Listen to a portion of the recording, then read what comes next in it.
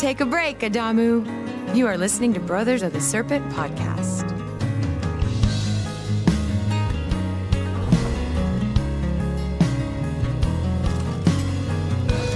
And welcome back, ladies and gentlemen, boys and girls, angels and demons and monsters and serpents, to Brothers of the Serpent podcast, coming to you not live from the 10 by 10 by 10 tangent cube of science, nestled amongst the dusty bones of an ancient seabed high atop the Edwards Plateau. I just got a bunch of video of those dusty bones recently. Oh, yeah. Oh, yeah. A lot of video of those dusty bones. These hills we live on, people, they're full of bones. That's right. Crazy ancient bones. So, as always, well, not as always, but usually, as always, we are joined by our good friend and longhead, Mr. Brett England, the Watcher from deep beneath his secret space station in secret outer space. How you doing out there, buddy?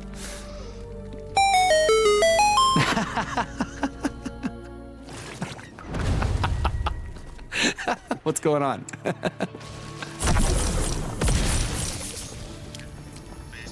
Oh, wow. Yeah, man. Something went wrong with our connection there, Watcher. Ah, there you are. That's better. Yeah, get that internet connection off of your knee. Put it back up where it's supposed to go. What'd you say? Because we just got... Yeah, what did you first say there, Watcher? That's what it sounds like every time.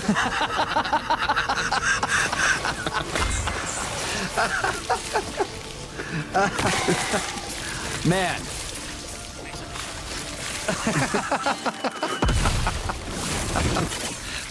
That's a genius space station design, though. Yeah. You always feel like you're figuring out secrets of the universe every time you open a door. Hell yes, there's something secret in here. Well, that's the only way it can work in a secret space station deep beneath the secret. Yeah, the secret bunker deep beneath the secret space station in secret outer space. Every door has to sound like that. That's right. All right. Also, as always, we have space weather news. A month without sunspots? It could happen. The sun has been without spots since the beginning of February. Only 2 more days are necessary for an entire month of spotlessness. This long interval of blank suns is a sign that solar minimum is underway. This phase of the solar cycle brings extra cosmic rays, long-lasting holes in the sun's atmosphere, and strangely pink auroras, which we have spoken about before. So the chance of storms this week, NOAA forecasters say there is a 50% chance of minor G1 class geomagnetic storms on February 27th, when a fast-moving stream of solar wind is expected to hit Earth's magnetic field. The gaseous material is flowing from a large hole in the sun's atmosphere, now facing our planet. This is a coronal hole, a region in the sun's atmosphere where magnetic fields open up, allowing solar wind to escape, emerging at speeds near 500 kilometers per second, or 1.1 million miles per hour. The wind will probably surround our planet for several days. We've seen this coronal hole before. It opened in the summer of 2018 and has been spinning around as the sun rotates, lashing Earth with solar wind approximately once a month. The last time our planet felt its gaseous emissions was in late January 2019, and bright auroras surged around the Arctic Circle, and some of the lights even spilled into the USA. More such displays are likely this week. From spaceweather.com. Yeah. Dude, there was the green auroras that were happening recently. Oh, man, those are beautiful. I sent you that picture of the they were calling it like the dragon aurora or something. Yeah, that was, what was that? Check that out, Watcher. Dragon aurora. There's like there was an image that I saw of it where there's a person in the distance standing on this, Arctic landscape or whatever, and just, I mean, yeah, the thing in the sky is like a dragon. A dragon. It's so beautiful. Yeah. Wow. I just stared at that image for so long, just like, dude. Yeah, it was freaking gorgeous. I would love to go see the aurora. Yeah, that one. Yeah. I mean, like, just and they slowly move, like, it's very slow, but they undulate. So I've seen some some like time-lapse footage of it, and it's amazing. So. Yeah, that's it. That's the image right there. Yeah, that's it. Oh, nope. That is the same one of same them. place. But there's one that has like a lot more of the aurora in it. Oh, the picture's taller, the one you sent me. Yeah. Yeah.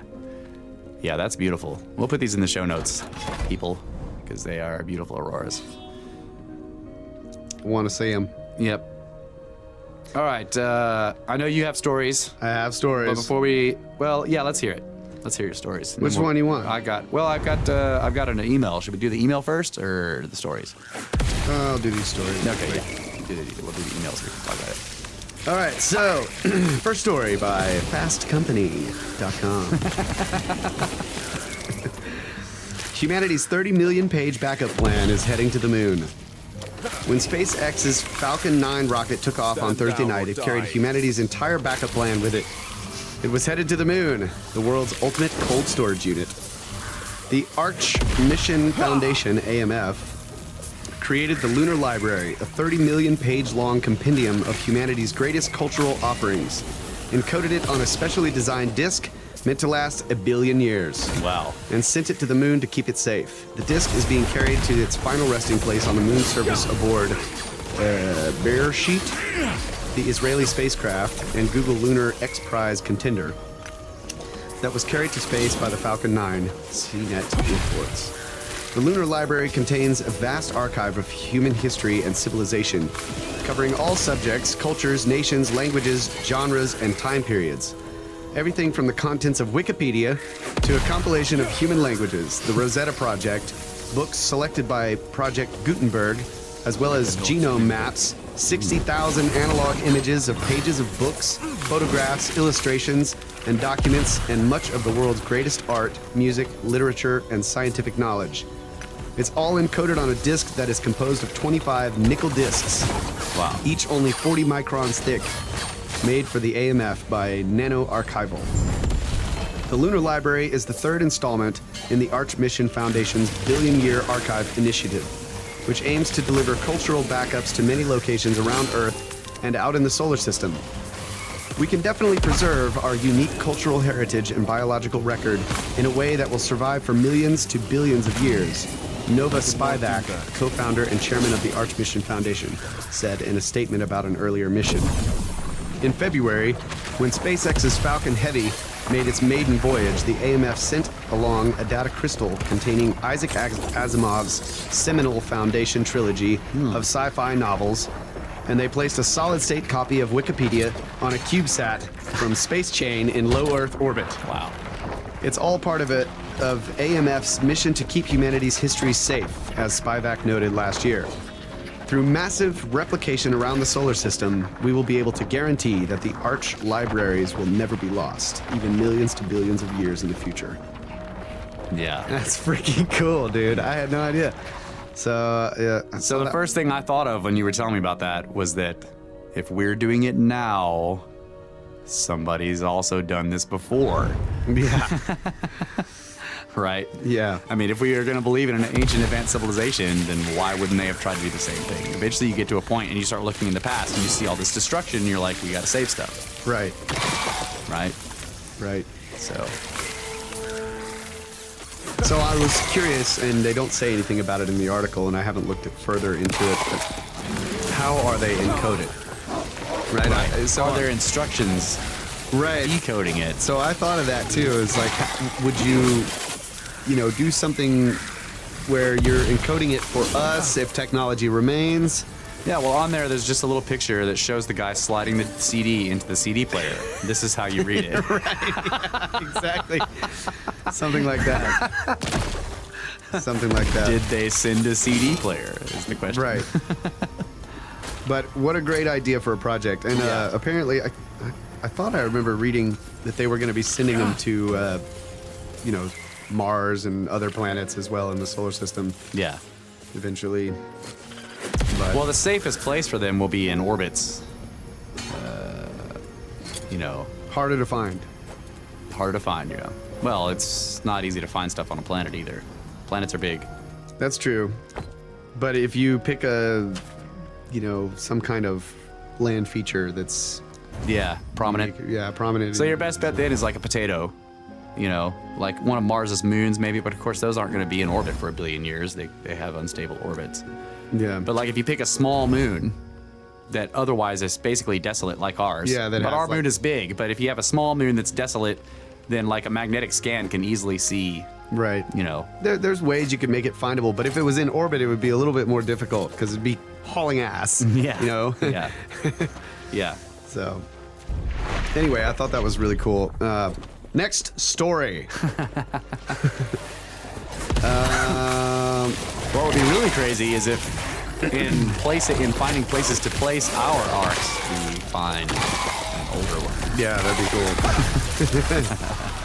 There's already a lot of stuff around here where there could be. Yes. You know, but it's like people like Zahi Was are like, there's nothing there to find. All right. Fakes news. Fox News reports dead humpback whale discovered in Brazil's Amazon jungle puzzles researchers. Biologists were baffled to discover the body of a humpback whale being picked by vultures in the midst of trees and shrubbery in Brazil's Amazon jungle in late February.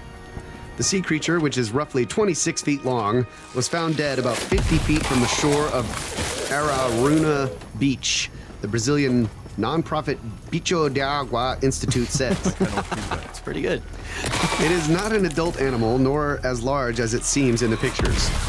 Right. You know what these pictures, it looks way bigger in these pictures than it really is. The conservation group explained in an Instagram post on Sunday, sharing several pictures of the whale carcass. A team from the region's Municipal Secretariat of Health, Sanitation and Environment, SEMMA, was alerted to investigate the incident. Marine experts with Bicho de Agua believe a powerful tide may have launched the whale inland. Powerful tides do not throw things. I mean, seriously. Yeah. Yeah, that's what you're saying, right? The I'm saying yeah. powerful tides. Powerful tides don't throw stuff. They don't launch things. And maybe they missed. Is there any other evidence of a powerful tide besides the whale? That's the next question. Yeah, it's not. It didn't look like it from the picture. Right. Because the trees just look normal. Right. The ground They don't look like they were inundated with water. Right. Yeah. It's just retarded. Anyway, I'm not going to read the rest of the story. I'm that was going the to point. launch this whale with my powerful tide. They're going to do they're going to do what do they call it? Not an whale-topsy? autopsy, like a necropsy or whatever they Yeah. call it, to try to figure out what killed it. And then the rest of the story, they go into how plastics are like everywhere. I'll tell you what killed it. Blunt force trauma to the head. Yeah, right. No, blunt force plastic to the stomach. Is what That's what they're guessing. like the whole rest of the story is basically about how terrible plastics in the ocean are, which, Oh, yeah. Probably. Yeah. Anyway, yeah, this Blunt force plastic to the stomach. God. What kind of whale is it?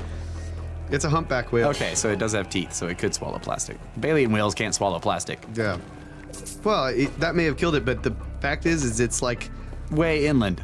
50 feet from the shore. Yeah. And it's 20 feet long. It's inside the brush and the Right, trees in and the stuff. jungle, yeah. It's like if there was a tide that powerful, Right. I'm just saying. Even dude, a rogue wave. whale nados. That's what I'm saying. Whale natives. Next story.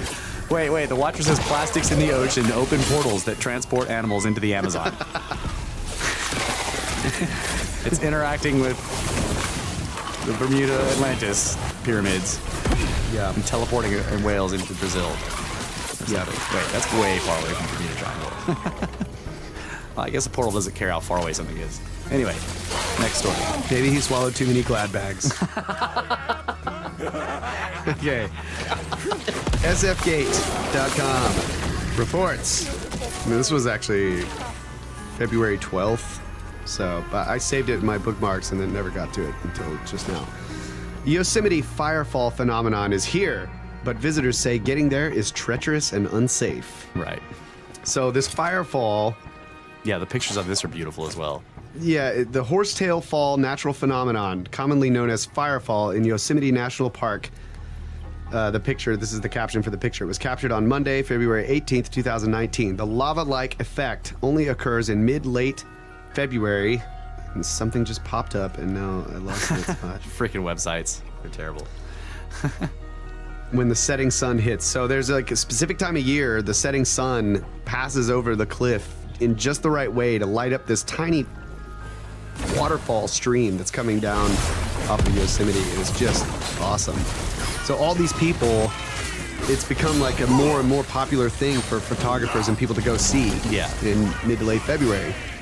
So this time, as we know, there was the weird polar vortex situation or whatever it was. That, there was all this crazy snowfall, and the park was like, "Well, we're going to try to limit the crowd sizes," so they closed the parking lot that was near the falls, which was only it took you like a few minutes to walk from the parking lot to where you could view the falls. Right. So now people had to walk miles in this waist deep snow, Man. and then the park rangers were like pulling people over and fining them if they were walking on the road. Oh my God! So So they're people walking were through the wilderness. We're walking through the wilderness and getting like stuck. And so like the people that were interviewed in the story are basically saying like, yeah, it was cool though. Like this really sucks that the park did this, but everybody was helpful and helping. You know, people were helping other people, and so Yeah. they kind of had this whole like community thing Right. going where they were all helping each other get there and get back Right. and all this kind of stuff. But I was just like, dude, obviously these park rangers weren't people to 411. They're trying to help out the Neffas, dude. They're like, okay, there's a lot of snow, so we'll close the parking lot and we won't let them walk on the road so that they will freaking Go glad. out into the wilderness and glad. It's just, Yeah. That's also classic, like, you know,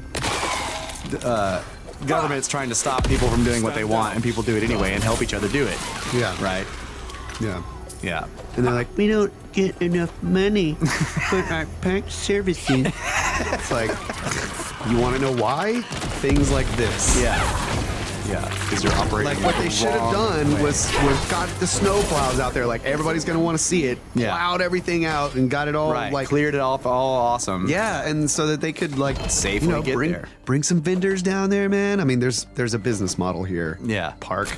Yeah. Nope. Anyway. I mean, like, I noticed this, you know, and I don't want to talk a whole lot of shit about the MPS. Do it. But, like, when the Watcher and I went down to Big Bend, there was a similar thing of just, like, of sort of trying to...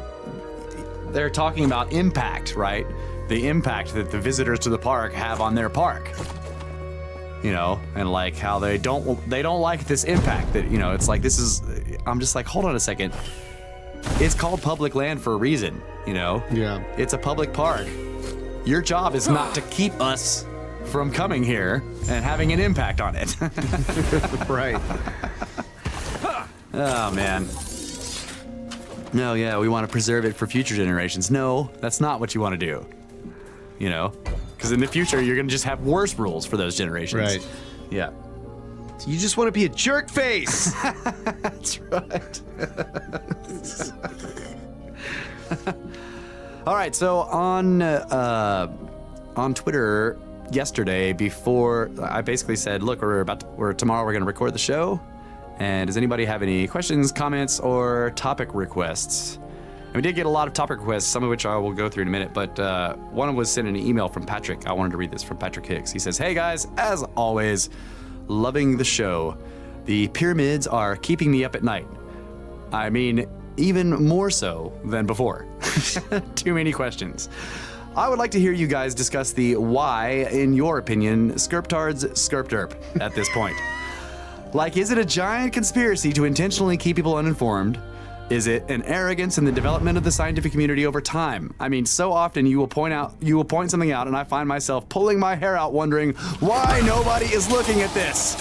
Anyway, look forward to what's next, and you guys should totally sell t-shirts."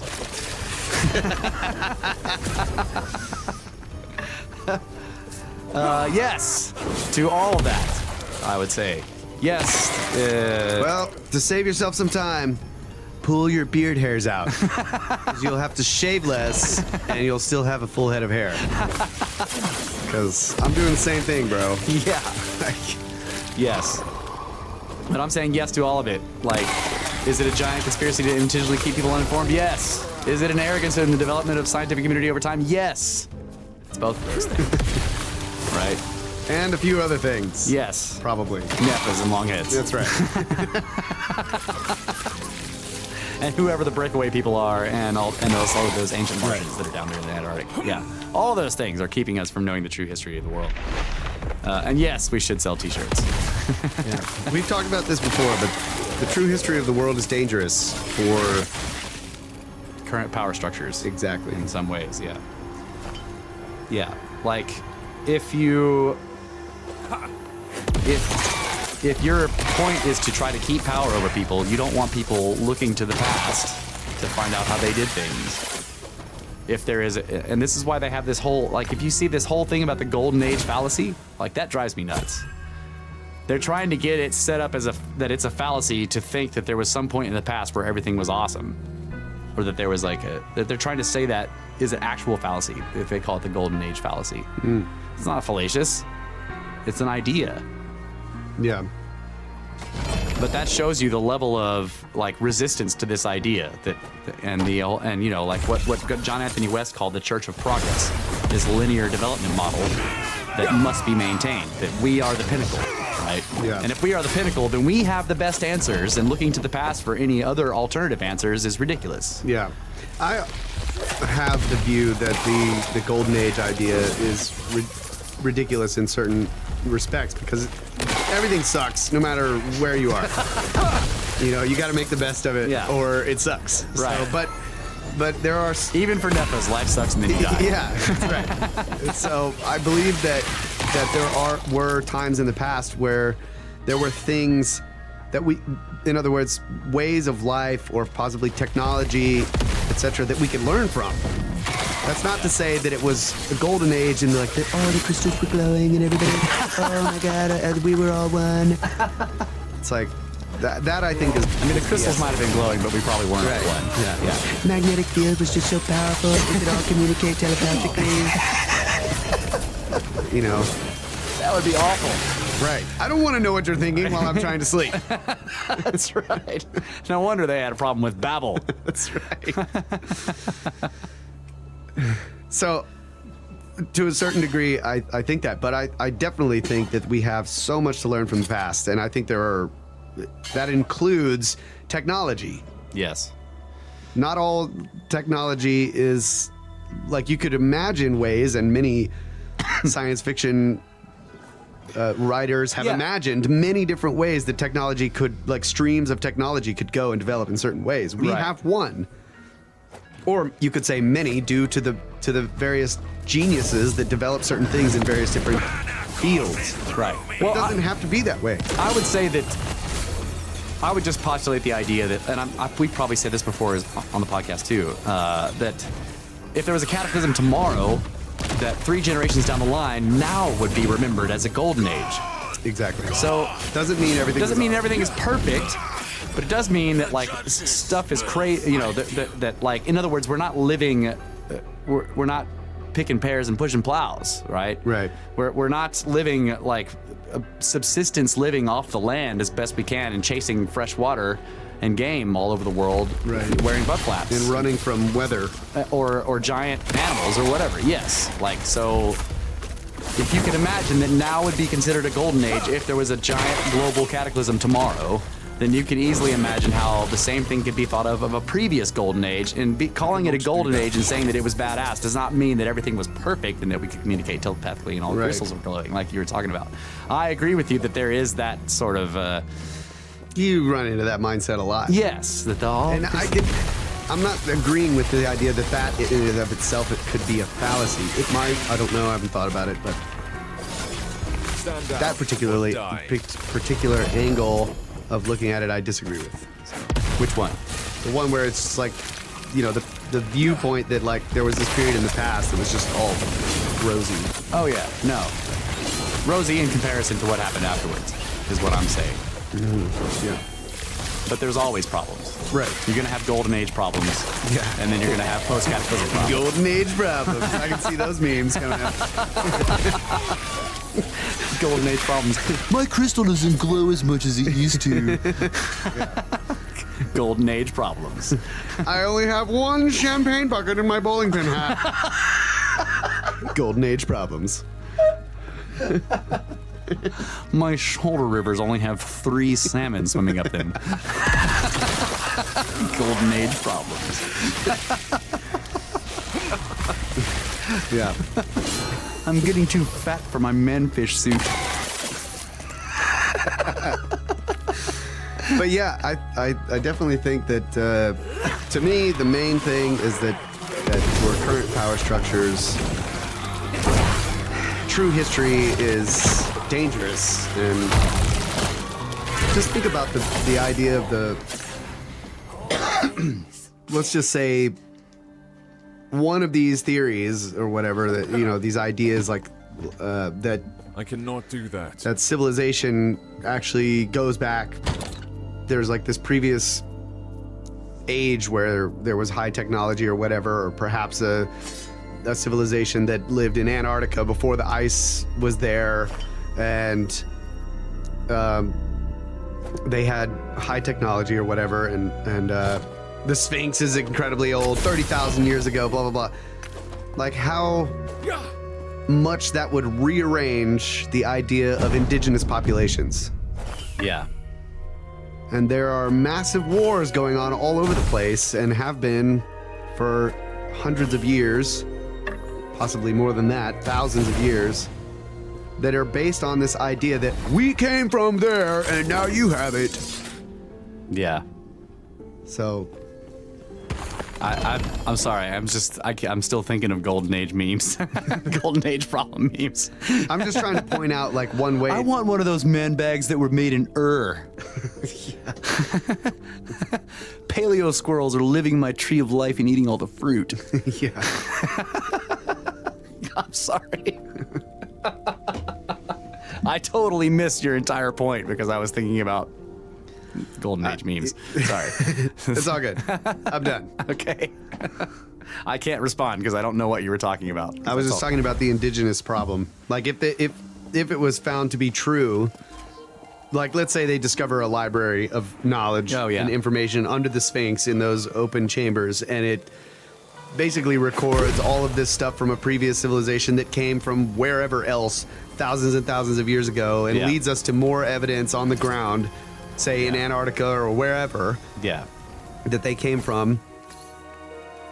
And that would basically rewrite the whole story of where people came from. Oh yeah. And so all of there's wars going on all over the globe and have been for thousands of years where people are fighting over a land that was theirs. Right.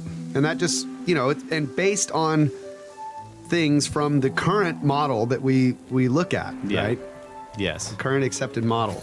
Right. So that could upset the apple cart of all kinds of things. All kinds of things. Yeah. Yep. Like the what was the name of that guy that they found in California, in Southern California? Kennewick Man? Yes, Kennewick Man. Yep. Yep. Okay. What time we got here? The new sport utility Viamana has horrible mileage. Has horrible mercury mileage.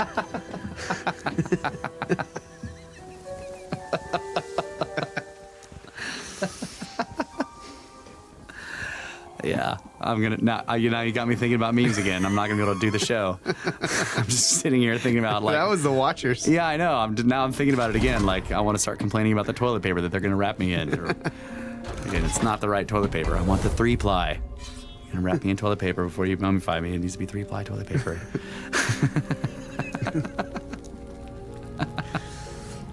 I want to be resurrected in the northern hemisphere, not in the southern hemisphere stars. I don't want to be down there in the southern hemisphere.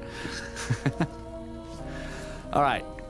I mean, we're at a break, just aren't take we? a break, Yeah. Let's take a break. You and wanted to come get back. into the weeds on this other stuff, so might as well stop right now. What? You don't want to start getting into the weeds and then have to take a break in 2 minutes. Yes, that's exactly right. I'm ready to get in the weeds, so let's stop. Break time.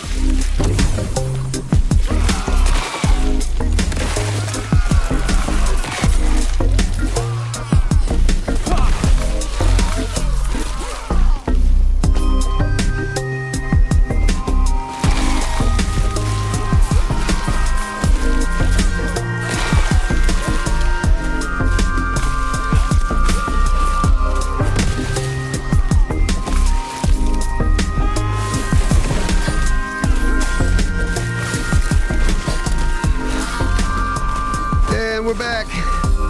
Russ is about to get into more of the requests. Yep. from Twitter for Brothers of the Serpent Podcast. We always talk about exactly what you want us to talk about, which is always exactly what we want to be talking about, which is always pyramids. Pyramids. Megaliths. But before I get into it, I want to bring the Watcher on because he has some interesting information about this whale. Oh, speaking of that. Oh, yeah. Sorry, folks, but I totally set the Watcher to the wrong input channel. So, in the first segment there, you're just going to have to turn it up real loud to hear what he's saying. I'm going to try to fix it. He's going to try to boost it a bit, but yeah. The mics basically picked him up coming over our headphones because we weren't recording him properly. So, but now we are, right, Watcher? Zero mistakes. Handling all technical difficulties flawlessly. All right, so tell us about this. Tell us what you found about this whale thing. Okay, so it happened at a place called Araruna Beach in Brazil, which is technically a river beach. The Rio Paraquari. It's close to where it comes out and actually empties out into the ocean, but this whole concept, high tide, like the high tide pushed the whale upriver and then threw him the river threw the whale 50 feet. Apparently, like that's the best explanation I can come up with. Right. Yeah, I thought that was interesting. So the whale for some reason went up into a freshwater river, and then there was a massive ocean tide that threw the whale 50 feet out of the river. Correct. Right. Now, apparently the river has waves like an ocean, so maybe it was a river tsunami. I mean, you never know. A river So tsunami. how far up the river was he? I can't find details on that, but this beach is several hundred yards up from where the water's brackish. So this is actually fresh water.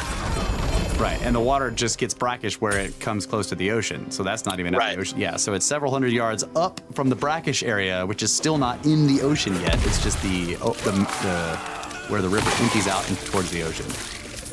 Right, so the salt water where this mixes, whale would normally be is really far away. That's very strange. So they went up there and they were like, how did this whale get here? And the scientist was like, well, probably a high tide. I was like, well, I guess it was high tide. Sorry, that was a terrible joke. It's only really strange if you've never considered a river's ability to throw large mammals. Maybe we're talking about a cryptid here. There is a river monster that threw the whale out of its domain. Maybe there was like, when the tide came in, it swelled up, like on the back of the tide, there was a big hump. And it pushed him on the hump back of the tide. The tide caused a hump In the back of it. in the river, and whale just threw him out. A hump on the back of the tide just threw him up there. Kyle, I've never been so proud of you and so disappointed at the same time.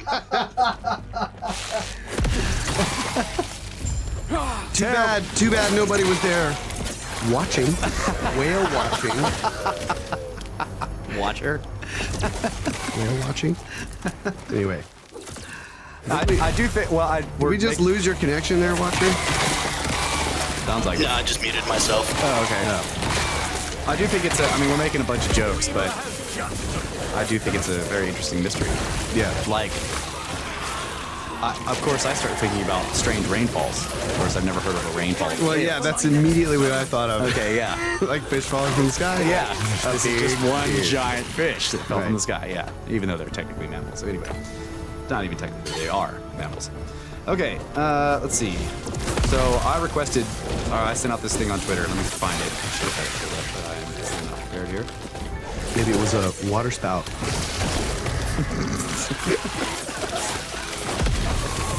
Keep them going until I find this. Don't bring up bees, because I got bee jokes all day.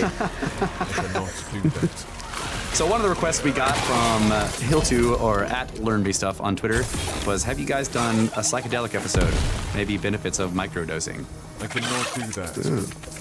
And I just said that I don't know enough about it. I've read about it. Obviously, I've read Graham Hancock's book about ayahuasca. I think it's called Supernatural, but I don't know enough about seeking enlightenment that way. So that would be cool. So another suggestion we had was from Alex Coppersmith, who started listening to us because of the Pyramids episodes we just did. But anyway, he said, are you guys familiar with Alan Green and his work deciphering codes in Shakespeare's work? And I have heard of that, but I haven't gone down the rabbit hole. And I told him, I was like, it's a great idea. It's going to take a lot of show prep, though. And he was like, yeah, this rabbit hole is like incredibly deep and enormous. So like, take your time. That's cool. Yeah, we'll probably dive into that at some point. Thanks for the suggestion, buddy. Seriously. And this guy, Laser Printer Jam, at Laser Printer Jam, said, the moon! Which is also a fantastic suggestion. Yeah. We did an episode on the moon, and I sent it to him, episode 38, Spaceship and Moonship. So, but there's so many mysteries on the moon that we could always go back to it. And I'm still waiting for Randall Carlson's book about the moon. The one that he keeps threatening to write, where he has all this data that he's amassed on how strange the moon is. And I do have some other books that other people wrote about all the mysteries of the moon, some NASA guys and other astronomers talking about. And I think we went through some of it, just all the strange stuff on the moon and how it's totally a spaceship. So. It's an artificial object. It's no moon. It is a harsh mistress. So those are the suggestions, but the one that we're going to follow is from History Shift, and he said, how about looking into untranslated or undeciphered texts? So that's one that I do know some stuff about and didn't require weeks of show prep to do. So yeah, because you asked this question today, right? Or was it yesterday? Yesterday, I asked it last night. Yeah. When I realized that I hadn't done any show prep for this show yet. Yeah. And everybody's asking me, Kyle's asking me, and Brett's asking me, so what is the show going to be about? I'm like, hey, Twitter. You guys got it. You guys help me out. Thank you. Yeah. So I have a couple of articles here that should get us started with this topic.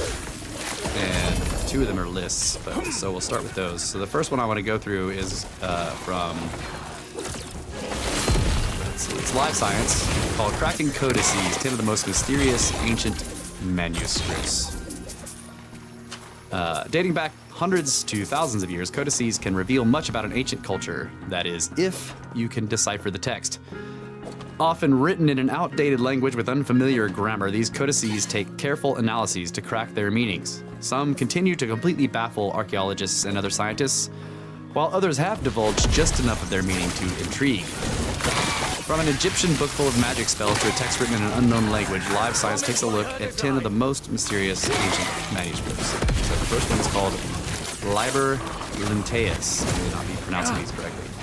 Preserved in the wrappings of an Egyptian mummy, this text is written in Etruscan, a language that was used in Italy in ancient times, dating back about 2,200 years.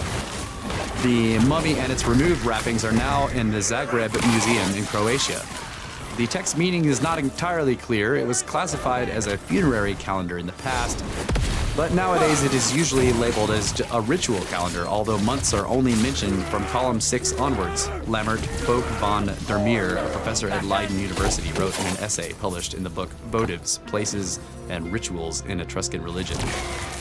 In ancient Egypt, it was common for materials to be reused as mummy wrappings or to make mummy masks. Additionally, trade was widespread in the Mediterranean in ancient times, and it was not unusual for goods to be transported between Italy and Egypt, according to ancient records and archaeological finds. So, somebody used this text to wrap a mummy in. And they found it, and they're like, wait a minute, this isn't toilet paper, this has writing on it, right? So they unwrap it. Liber Lenteus is Latin for linen book. Cool. Thank you, Watcher. So the next one is, I don't know what to say about that one. I don't know a whole lot about Etruscan. It's strange that they're calling it a calendar when the guy's like, dude, they don't even talk about months until like column 6 or whatever. Wrap me in a book about pyramids. Come on. Yeah. If I can't be buried in a pyramid, wrap me in a book about pyramids. Okay, the next one is Gospel of the Lots of Mary.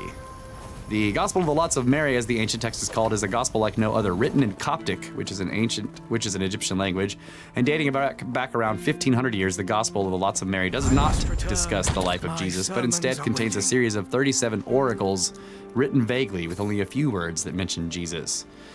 The opening of the book begins as follows: The Gospel of the Lots of Mary, the mother of the Lord Jesus Christ, she to whom Gabriel the archangel brought the good news. He who will go forward with his whole heart will obtain what he seeks, only do not be of two minds. That's a weird thing to say. The text, now at Harvard University, was deciphered and details were published in 2014 by Anne Marie Luigendick. I can't even say it. A professor in the Department of Religion at Princeton University. In her book Forbidden Oracles, The Gospel of the Lots of Mary, she wrote that the gospel would have been used for divination, an attempt to predict the future. A person seeking an answer to a question could have sought out the owner of this book, asked a question, and gone through a process that would randomly select one of the 37 oracles to help find a solution to the person's problem. How the process would have worked is unknown, though it's unclear how the book reached the United States. It was donated to Harvard in 1984. Lugendijk. Lugendijk. Okay, thank you. Lugendijk. Dresden Codex. This one's interesting. The Dresden Codex is a Mayan text dating back around 800 years. It contains 39 beautifully illustrated sheets with texts and images on both sides. Research published in 2016 in the Journal of Astronomy and Culture indicates the codex records the phases of the planet Venus so that the Maya would be certain that their ceremonial events were being held on the correct day. The Maya had a really elaborate ritual set of events that were tied to the calendar. Researcher Gerardo Aldana, a science historian at the University of California, Santa Barbara, told Live Science. They were probably doing large-scale ritual activity connected to the different phases of Venus. Right, ritual activity. Yep. Like studying astronomy is ritualistic. That's right. The codex first appeared in Europe at the Royal Library in Dresden, Germany, in the 1730s. How it got there is unclear. Many Mayan texts were destroyed by zealous Christian missionaries trying to wipe out any non-Christian beliefs. And the next one is a Christian text, Gospel of Judas, 2006. So I've heard of the Dresden Codex, by the way. Go back to that. And I remember, didn't Feynman talk about it? He looked at one of those things and was talking about how it was Venus. Didn't Feynman look at one of His wife was like really into pyramids. You know? Oh, yeah.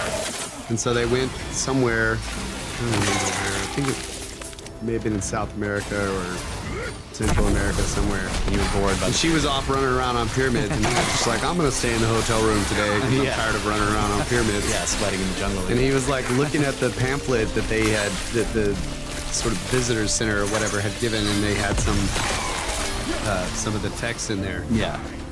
And and on the back they had the Images. the translation. Oh. So he like blocked off the translation. He was like, I'm gonna see if I can translate this. So he like spends all day in the hotel room like translating this ancient glyphs or whatever from Central America, and he starts to figure out that it's basically figuring out the orbits of various planets or whatever. Oh yeah. And it's like mathematical, and he's like, oh yeah, that's Mars, you know, that's Venus, that's this and that, you know. And then he flips over to the back, and he's like, yeah, he knew he was right. Right. And he flips over to the back, and it was just all, just like, oh, they were worshiping the god, blah blah blah. And oh man. Blah, blah, blah, and it was just all the woo woo stuff. Yeah. And he was like, what? Yeah. This is an astronomical mathematical text. Exactly. They were not worshiping the god, whatever you thought they were. Yeah. The Gospel of Judas. In 2006, the National Geographic Society published a translation of the 3rd century text called the Gospel of Judas that may depict Judas Iscariot, who in the New Testament betrayed Jesus, in a positive light. Some scholars claim that the text written in Coptic describes Jesus asking Judas to betray him so that he could be crucified and thus ascend into heaven. However, experts disagree over the translation and interpretation of the text. A professor of religion at Rice University in Houston said the text actually declares Judas to be a demon or a daemon.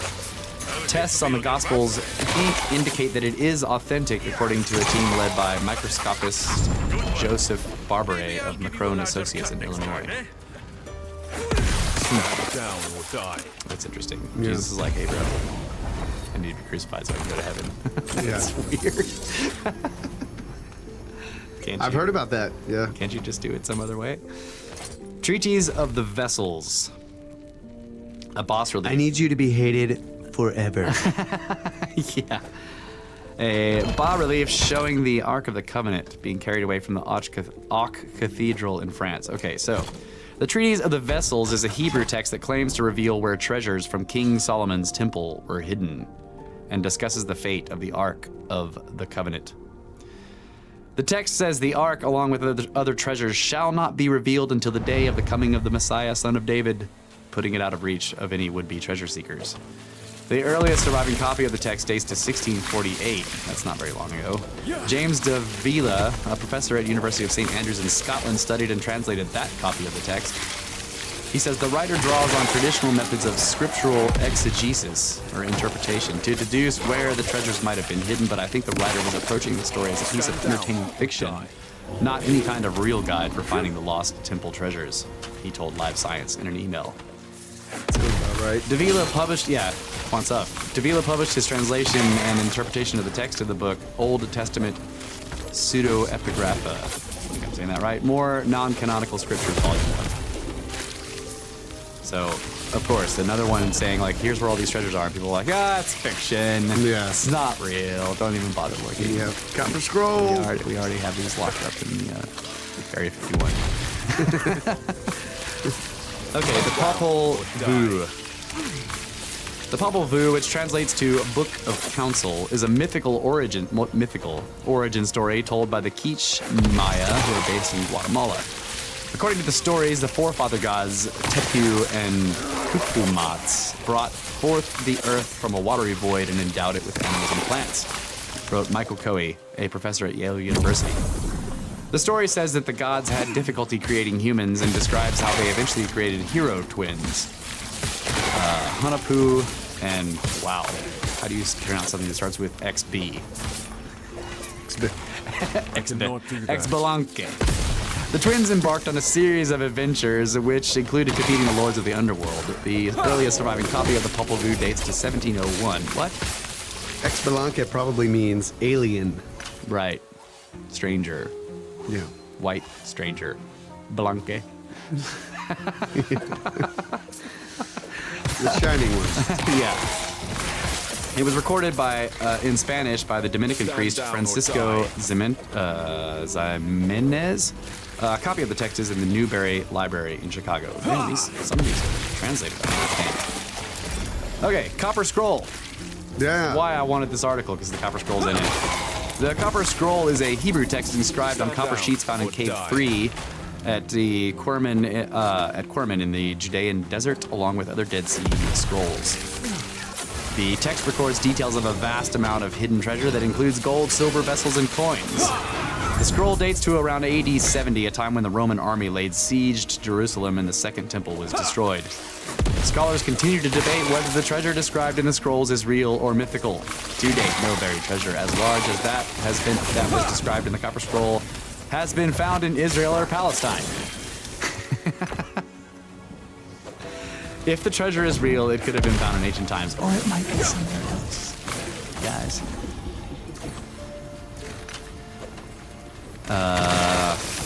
So there's the next one is the Grolier Codex, but I think we should take a break. Are we on the break? Yeah. Yes, we're on the break. All right. We'll come back with the Grolier Codex and further strange ancient texts after this break.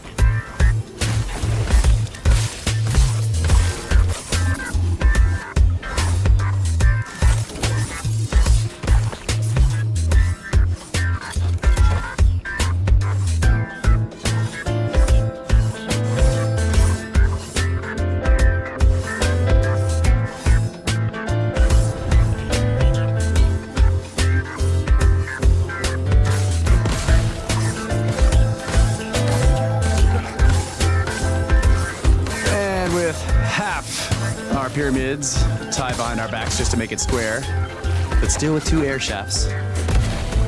4. No, just half a pyramid. Oh, yeah. 2 shafts. That's right. 2 shafts. Only half. That's right. Brothers of the Serpent podcast. We are back to talk about ancient codices and untranslated text. But during the break, the Watcher and I were discussing the Voynich manuscript, which we did a whole podcast on before. And we were talking about the strange writing in there and the strange plants that don't seem to match anything known on Earth.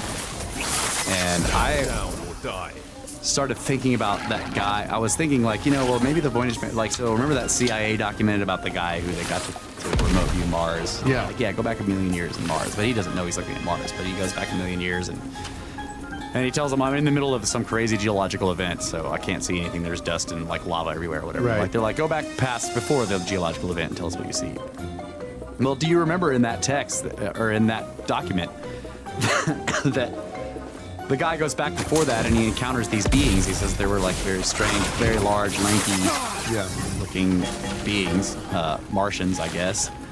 But the interesting thing is that they were aware of him. You remember that? That he was actually able to, that they were aware that he was there. So like his remote viewing self, whatever that is, his consciousness, these beings were able to perceive it.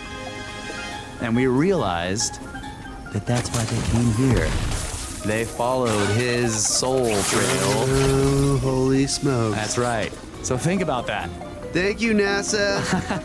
The CIA gets somebody to remote view Mars, and that's the reason why we got long heads and Nephas and pyramids everywhere, because they came here. Because they were like, wait a minute, there's a consciousness remote viewing us from this other planet when ours is about to get destroyed and we gotta leave, and well, why don't we just go there? Obviously, it can support life, right? This guy coming from this place. So they came here millions of years ago, and that's why we have all this crazy shit. Holy shit, dude. It's a fantastic time paradox, circular logic. That's pretty good. Everything's explained. Well, when you're remote viewing, who cares what time it is? Wouldn't that be nuts, though, if they, that's why crazy. they came here, because they got remote viewed by somebody from the future, from this planet. Yeah. So, I don't know if I can explain this, but I want to go on this topic for a minute. Okay. I was listening to Mike and Maurice's Mind Escape. Yeah. And they interviewed Laird Scranton. Yes. It's a fantastic And interview. as you all know, I've been trying to figure out how the universe works and listening to all my lovable materialist reductionist physicists tell me how the universe is expanding rapidly, and the dark matter and whatever. Yes. Dark energy, etc., etc. Well, Laird Scranton was describing the Dogon and how they looked at time and space and all this kind of stuff. And they're like, one of the ideas was that, and you've said this multiple times, that the in the other world, the spirit realm, there's perfect knowledge because They have that all of time is there at once. right. So everything is happening at once. Right. So it's has is will be right. were happening. We can't really describe it properly with our temporal words. Yeah. But all of time is the present. So there's perfect knowledge, but they lack the ability to act. And then in the physical realm where we are, time is spread out, and the present is one tiny minuscule aspect of all of time. But so we cannot have perfect knowledge, but we have the ability to act. Right. Whereas in a place where all of time is one eternal instant, you can't act because there's no act. Right. So Act requires choices. And, anyway, sorry. right. So the Dogon have this thing where they look at these cycles, these large cycles of motion of our planet, say in the universe, large cycles of time. You can take the precession of the equinoxes, for example, or you can look at the Vedic texts about, Brett, you know a lot about this, the Kali Yugas, the various these massive expansive time where things change, or you could Yeah, the look Yuga at cycle. the Yuga cycle. You could look at the way they described like the Golden Age and the Silver Age and the Iron Age, Bronze, like the you know, from the Age of Enlightenment down to like where, you know, we're I don't know, the Iron Age, I guess, Yeah. is where we're the least enlightened. Yeah, so the to Kali speak. Yuga, the Iron Age. Yeah, So we're coming material. We're coming out of that now, headed back towards a possible golden age. So the way they kind of look at it We is have Bronze Age problems, right? right, yeah. The way they kind of look at it is that in this cycle, in this cyclical process, the two worlds intersect at the golden age, and so that physics, in a sense, the physics of both worlds intersect at that time, at that period. So that we are almost completely in the physical realm right now. Right. We're rotated completely out of. Right. So we are almost all physical, all ability to act, and very little knowledge. Yeah. But we're moving more towards the perfect knowledge. Yeah. Right, and the other world, the spirit realm, is moving more towards the physical. Right. They're approaching the physicality. Yeah. And there's a point where they sort of intersect, and that is when there's this Age of Enlightenment, when those from the realm of ability to have perfect knowledge can actually meet with or interact with, become physical in some way with those physical beings who have the ability to act, and the physical beings who have the ability to act become more able to have the ability to have perfect knowledge, right? Yeah. And so we can sort of communicate in a certain way. Yeah. That's freaking awesome. Yes. Yeah. And I viewed it as them being like these rotating things on a camshaft or whatever, where they intersect and then they rotate out of. Yeah. You know what I mean? Like where they're on an offset. Yeah. I have this. How very materialist reductionism. Yeah, I know, to right? give I'm us putting it into a physical machine explanation of that. Anyway. Yeah. So, Yeah, so it's basically like a camshaft. yeah, it's like a machine, right? You are so bronze age. All right. So the cool How very thing. 19th century of me. So the cool thing was that looking at this idea of the universe expanding and the expansion of the universe accelerating and everything accelerating away from itself. And we've been talking about this a lot in very recent podcasts where, you know, the distances between us and everything else, every other large structure in the universe seems to be accelerating apart. Yeah. Is part of this process of us moving more towards this situation where Time is expanded. yes, Yeah. time is expanded. That's why it looks far away or farther, like they're accelerating away, because the time is pouring into this universe in some way or another. Right. So this also goes back to the whole, you know, compression and expansion of space-time, etc., etc. It's just a really cool idea. Check out that podcast. Yes. Mike and Maurice's Mind Escape with Laird Scranton. It's a Yeah. fantastic interview. Freaking awesome. Okay, back to untranslatable text that somebody translated and told us what to do. No, I'm done with that article. Did you? Yeah, you didn't bet that. I didn't vet it. No, let's go to this one's called Ancient Writing Systems That Haven't Been Deciphered. Okay. Okay? All right. Sorry about that. The Indus Valley civilization was one of the most advanced in the world for more than 500 years, with more than 1,000 settlements sprawling across 250,000 square miles of what is now Pakistan and northwest India from 2600 BCE to 1900 BCE. It had several large, well-planned cities like Mohenjo-Daro, common iconography, and a script no one has been able to understand. Over at Nature, Andrew Robinson looks at the reasons why the Indus Valley script has been so difficult to crack and details some recent attempts to decipher it. Since we don't know anything about the underlying language and there's no multilingual Rosetta Stone, scholars have analyzed its structure for clues and compared it to other scripts. Most Indologists think it's Logo-syllabic, a script like Sumerian cuneiform or Mayan glyphs, but they disagree about whether it was a spoken language or simply a full writing system. Some believe it represented only a part of the Indus language. One team has created the first publicly available electronic corpus of all Indus scripts. Another, led by computer scientist Rajesh Rao, analyzed the randomness in the script sequences Their test results indicate it's most similar to Sumerian cuneiform, which suggests it may represent a spoken language. Read the full article for more details, and I do have that, which I'm going to reference. The Indus Valley script is far from the only one to remain mysterious. Here are 8 others that you might try your hand at deciphering. 1. Linear A. In 1893, British archaeologist Sir Arthur Evans purchased some ancient stones with mysterious inscriptions on them at a flea market in Athens. What's such auspicious beginnings? Heck yes. On a later trip to the excavations at Knossos on the island of Crete, he recognized one of the symbols from his stones and began a study of the engraved tablets being uncovered at various sites on the island. He discovered 2 different systems, which he called Linear A and Linear B. While Linear B was deciphered in the early 1950s, it turned out to represent an early form of Greek. Linear A has still not been deciphered. And the watcher pointed out something interesting about this, like why are there these multiple scripts in the same culture or whatever, and they're completely different from each other? You know, It would be like mathematics and English. could be. That's a good point. One's not really a spoken language. You know, Yeah, if you're gonna speak it, you gotta write it out. yeah. Imagine somebody.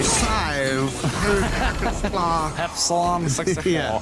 Now imagine somebody Speaking trying to of- translate our punch cards from like the 1940s or whatever. Yeah.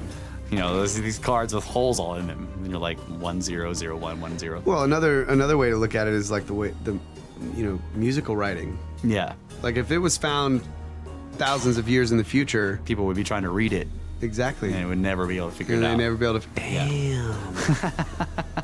I need to try to freaking play some cuneiform songs. Just get a comb with metal, things and just run it along the tablet. Oh my god, that's genius. Roll a cylinder seal on it, dude. And it's a little, Oh, there were just music box cylinders. That's right. Okay, the excavations on Crete also revealed a third type of writing system with symbols that looked more picture-like than those of the linear scripts. Some of those symbols are similar to elements in Linear A. It is assumed that the hieroglyphic script developed into Linear A, that the 2 systems were both in use during the same period. So again, now we have 3 different scripts. One of them looks hieroglyphic. So you have Linear A, Linear B, and this hieroglyphic script. 2 of them have never been able to be translated. One appears to be a form of Proto-Greek. So, very strange. Okay, 3, the Wadi El Hol script. There's just a picture here of 2 of them. I think there's very few. There's no other examples of it. In the 1990s, a pair of Yale archaeologists discovered a graffiti-covered cliff wall at the Wadi El Hol, or Gulch of Terror, in Egypt. Most of the inscriptions were in systems they could recognize, but one of them was very unfamiliar.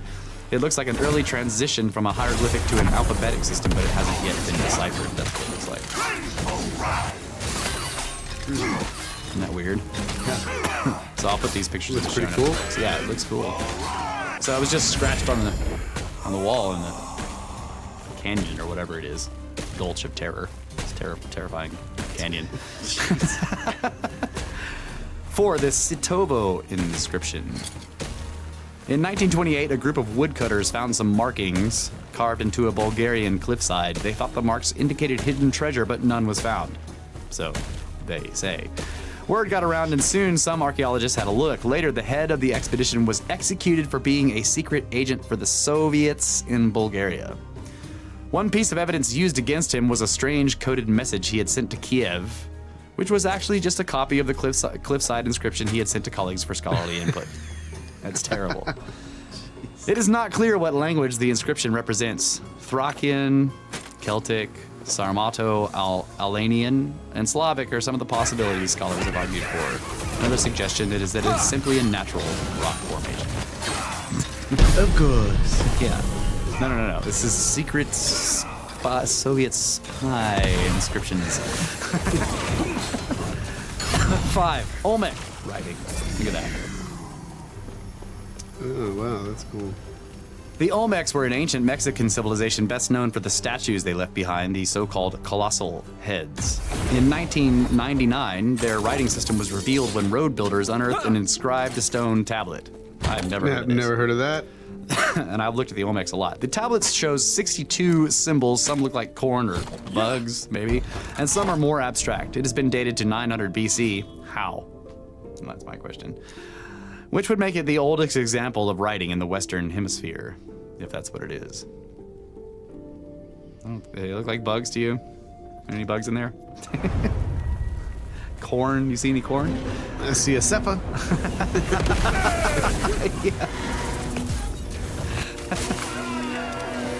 Okay. The Singapore. What? Walter sees a pineapple. He sees a pineapple. The Singapore stone. There was once this giant engraved slab made of sandstone at the mouth of the Singapore River. It had been there for over 700 years or so when in 1819 workers uncovered it while clearing away jungle trees. A few scholars got a look at it before it was blown to bits in order to make space for a fort to protect the British settlements. The parts that didn't end up in the river were eventually used for road gravel, though some fragments were saved. The script has not yet been deciphered, but there have been various suggestions for what language it might represent. Ancient Ceylonese, Tamil, Kawi, Old Javanese, and Sanskrit. There's a piece of it right there. It doesn't look like Sanskrit to me. That looks more like Tibetan. Yeah, I have no idea. Lame. Pave a road with it. Wrongo. I cannot do When the that. missionaries got to Easter Island in the 1860s, they found wooden tablets carved with symbols. They asked the Rapa Nui natives what the inscriptions meant and were told that no one knew anymore since the Peruvians had killed off all the wise men. The Rapa Nui is firewood or fishing reels, and by the end of the century they were nearly all gone. Rongo is written in alternating directions. You read a line from left to right, then turn the tablet 180 degrees to read the next line. How do they know that? I don't know. How do you know that if you can't read it? Maybe that's the only bit of information that the natives Yeah, gave him. I don't know. Or maybe the symbols are obviously turned upside down on the next line or something. Same Doesn't symbol. mean- I know, it doesn't mean you turn it over. Like, why would you do that? Right. Like, okay, we're gonna inscribe Yeah, think about this. if you're writing on a paper and every time you finish a line, you have to spin the paper around. Yeah, well, to if write you're the next writing on a stone wall, what are you gonna do? Hang me upside down while I write the next line. 8. Proto-Elamite. This ancient writing system was used more than 5,000 years ago in what is now Iran. Written from right to left, the script is unlike any other ancient scripts, while the Proto-Elamites appear to have borrowed the idea for a written language from their Mesopotamian contemporaries, which would be the Sumerians and the Egyptians. They apparently invented their own symbols and didn't bother to keep track of them in an organized way. Proto-Elamite expert and Oxford University scholar Jacob Dahl told the BBC in 2012. Around that time, he and his Oxford colleagues asked for help from the public in deciphering Proto-Elamite. They released high-quality images of the clay tablets covered in Proto-Elamite, hoping that crowdsourcing could decode them. Now there is a collaboration involving several institutions, and the project is ongoing. Cool. I didn't know about that either, Proto-Elamite. Yeah, me either. Okay, so I have this. That was a list of 8 interesting ones, but I have this article from Nature.com called "Ancient Civilizations Cracking the Indus Script." How did they? The Watcher's asking. They decided on symbols, but they were unorganized. How I did they know? I don't know. But they didn't keep track of their symbols, like they were losing them or something. Yeah, and when you only have a very few examples of it, it's weird to say. Yeah. It seems more like we're the ones that are unorganized. You know. Okay, so this is by Andrew Robertson. Look at that picture. Indus Valley stuff. The Indus civilization flourished for half a millennium from about 2600 BC to 1900 BC. Then it mysteriously declined and vanished from view. It remained invisible for almost 4,000 years until its ruins were discovered by accident in the 1920s by British and Indian archaeologists. Following almost a century of excavation, it is today regarded as a civilization worthy of comparison with those of ancient Egypt and Mesopotamia as the beginning of Indian civilization and possibly the origin of Hinduism. More than 1,000 Indus settlements covered at least 800,000 square kilometers of what is now Pakistan and northwestern India. It was the most extensive urban culture of its period, with a population of perhaps 1 million and a vigorous maritime export trade to the Gulf in cities such as Ur in Mesopotamia, where objects inscribed with Indus signs have been discovered. Astonishingly, the culture has left no archaeological evidence of armies or warfare. at once. Most Indus settlements were villages, some were towns, and at least 5 were substantial cities. The 2 largest, Mohenjo-Daro, a World Heritage Site listed by the United Nations, located near the Indus River, and Harappa, by one of the tributaries, boasted street planning and house drainage worthy of 20th century AD.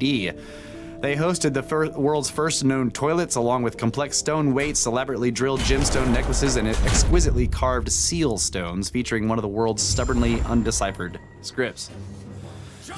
The Indus script is made up of partially pictographic signs and human and animal motifs, including a puzzling unicorn. These are inscribed on miniature steatite soapstones, seal stones, terracotta tablets, and occasionally on metal.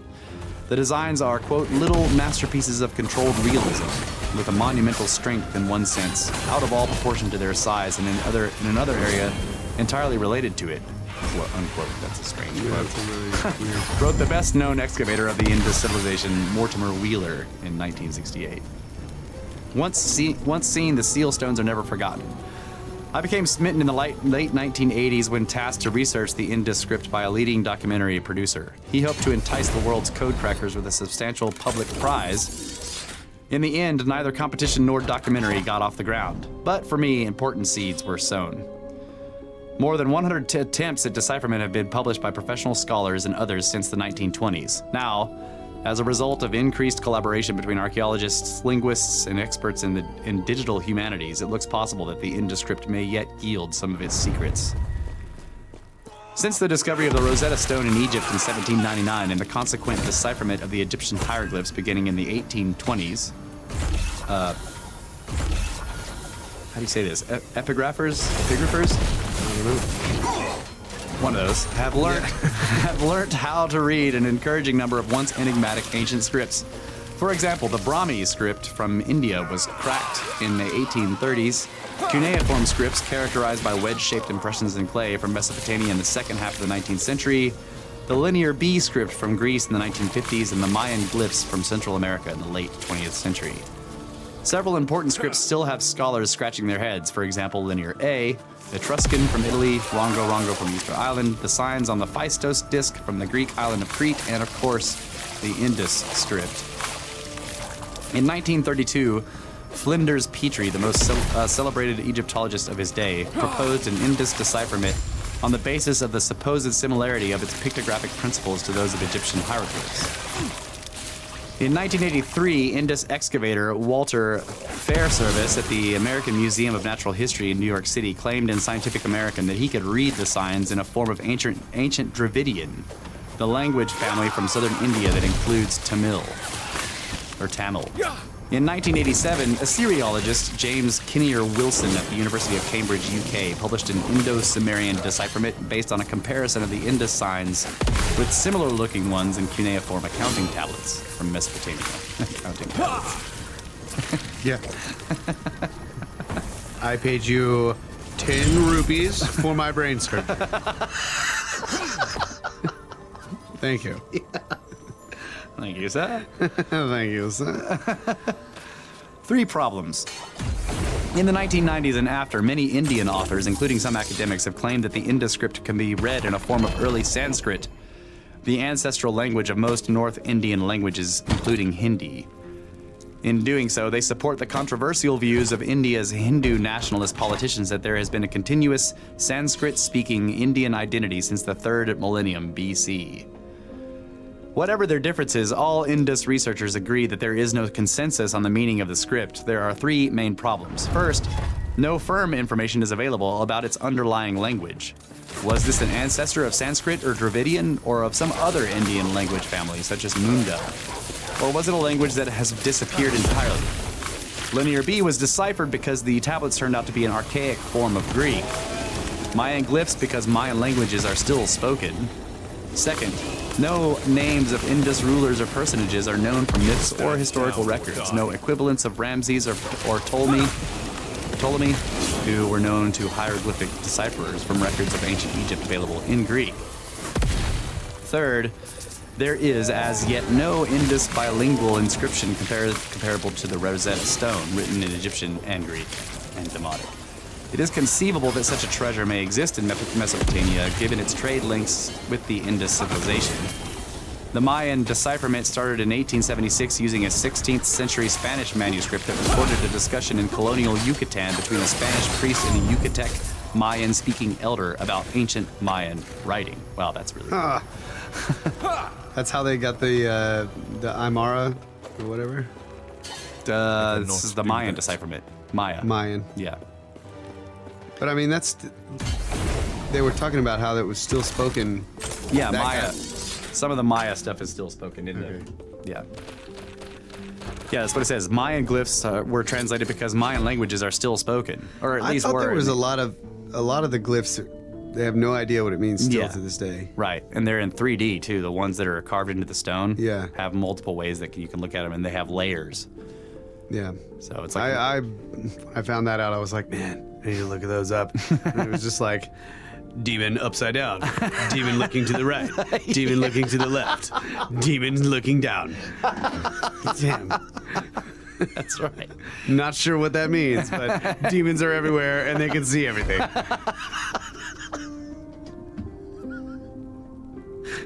Translation done. Next language. Demon looking down. Demons built a spaceship. I agree. When you look at them, you're like, yeah, this should be called demonic. This is what they should have called demonic. Because clearly every word is a demon doing something. Right. Demon looking down. Demon looking up. Demon staring straight at me. Stand down or die.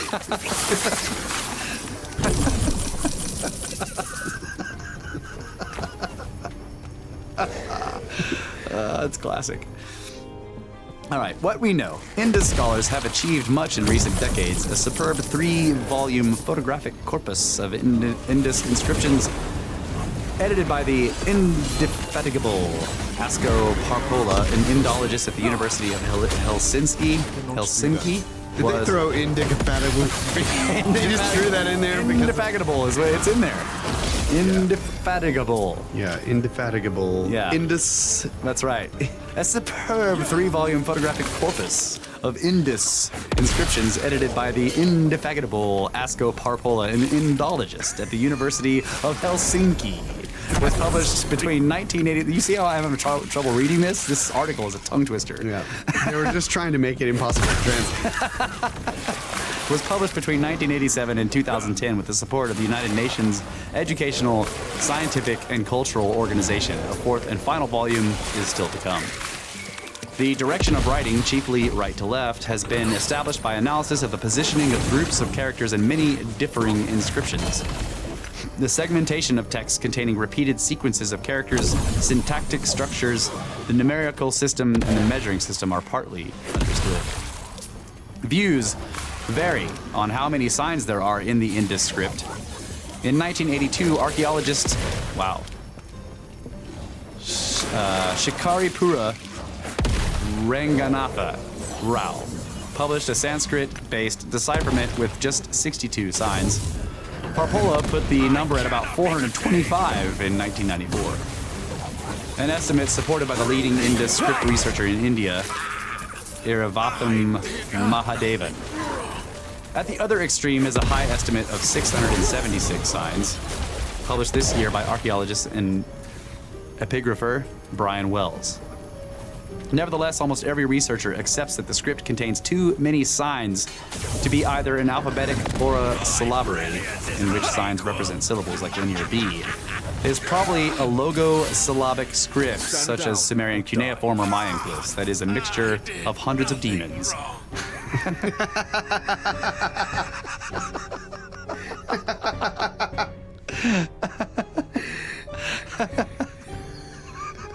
Representing words and concepts, such as the pound symbol. They show the percentage symbol and much solid. So they're showing you how all these different symbols represent concepts, but we use them sometimes in our language too. Yeah.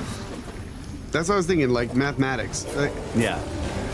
So I had this dream one time that I was, I guess, in the Giza Plateau or whatever, and I was looking at all these hieroglyphs, and I was able to, like, I suddenly realized how to translate them or whatever.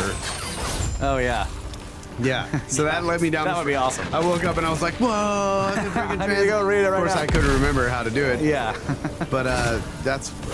I started looking at them and like doing all this, just looking at pictures of hieroglyphs and all this kind of stuff. And the thing. I remember that. Yeah, the thing that caught me was the measurement stick, the cubit Yeah. stick that they used, and they found a couple of these artifacts that they think they used them to do the measurements of the pyramids, and that they were all different. Yeah. They kept finding different length Lengths. ones. Yeah. And so they figured, like, well, the cubit wasn't even standardized and this and that. And I was looking at one of these sticks, and I was like, man, like, it seems to me like there's maybe a ratio. It's all about ratios. It's not. Right. It's not like this stick is. They're not using it as a measuring tape. Right. Yeah. They're using it to determine ratios, and so that made me think that the symbols on it were possibly mathematical. Mm-hmm. But they looked a lot like other symbols, and so then I started thinking about what if, like, the idea that all this stuff carved into all this crap was just like Math. a bunch of math. Yeah. And has anybody looked at that? Because I don't even freaking know enough math to to really be able to figure that out. But that's the other thing that Feynman did. Like, he's looking at all these, this Central American, I think it was Central American stuff, and he figures out that they're doing math, basically. Yeah. Astronomy math. Yeah. Yeah. And Which the Mayans were totally known for. Right. They're cylindrical. which is probably why he thought that, right? Right. How many scientists or mathematicians or whatever are looking at, Ancient scripts. right, Very few. trying to figure out, well, maybe these are not words, but symbols that represent mathematical concepts. I think that would be cool. That would be cool. I think that there's too much of a stigma. They might be doing it privately.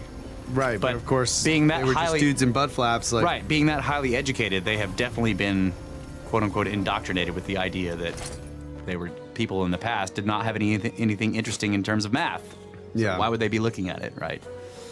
Yeah, that was the other strange thing about Feynman, is that after he figured that out and then, was kind of disappointed with the interpretation that the pamphlet gave for the stuff, then he was like, but this is no big deal, because obviously they can, like, stand out there and look at stars and, like, figure stuff out. Right. And whatever. Like, It's like, yeah, you can. Because you're a freaking genius, man. Well, that was the same thing that he went to. He saw the Antikythera. Yeah, and he flipped device. out. He was like, "What the? Wait a minute! This is the most interesting thing in this museum, and no one's paying attention to it." Right. Well, they had it in a back room, so he had to ask to go see it, and they let him go back there and check it out. Yeah. The Antikythera device. mechanism. Yeah. Was a computer for determining what demons are doing. But yeah, so looking at these things, and that's right. That was to figure out what the angels were doing, because the demons were. That's obvious.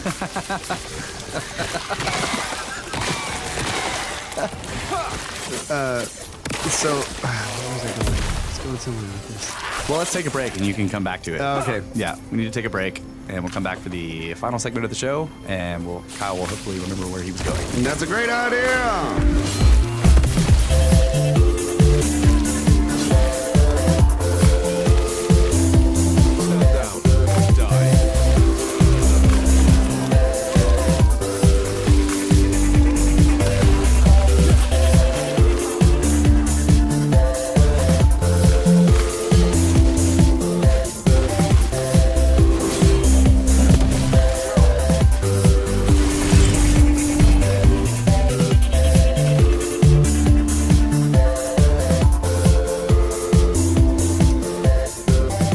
Listening to the Super Bros bumper music.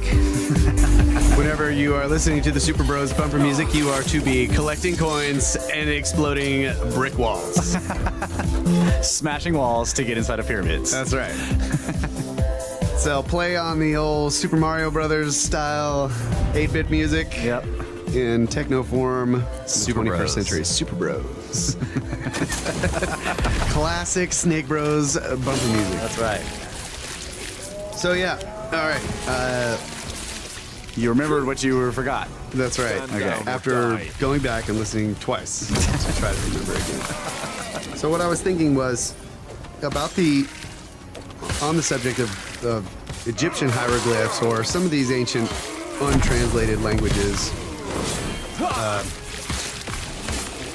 Specifically, I'm thinking of the Egyptian hieroglyphs in the context of if they are possibly mathematic. Yeah.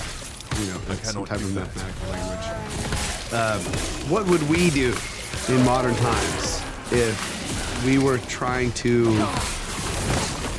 preserve our knowledge in some way, right? Other than sending nickel discs to the moon that needed to be read by a computer. Right. So I try to put myself in